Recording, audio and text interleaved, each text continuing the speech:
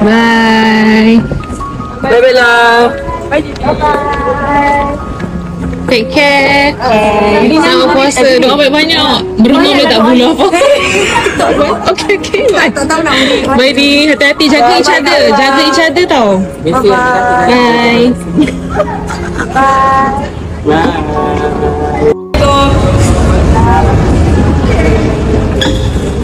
Ini first time bili-bili makan.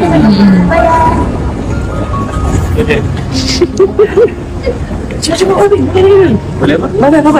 Bye. Bye jauh nak bye. Bye. Bella.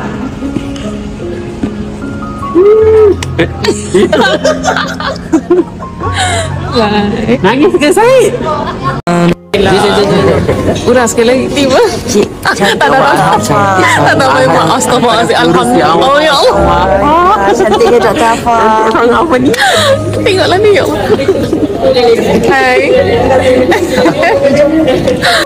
Selebriti Bella Astila dilihat berada di lapangan terbang antarabangsa Kuala Lumpur bagi berangkat menunaikan ibadah umrah di Tanah Suci.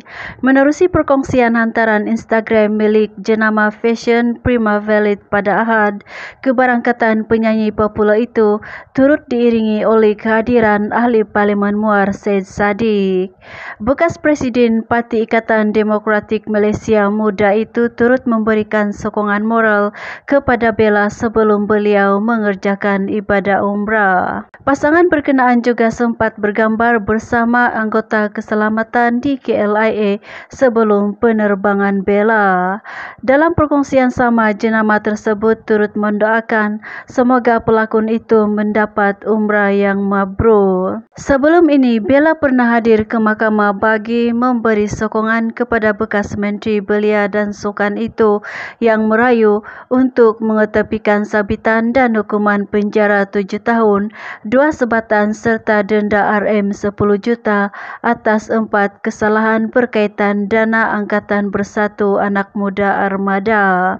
Bella juga pernah menemani ahli politik itu ke sidang Dewan Rakyat yang mana Syed Saddiq segak berbaju Melayu sementara Bella berbaju kurung dengan rona sedondon.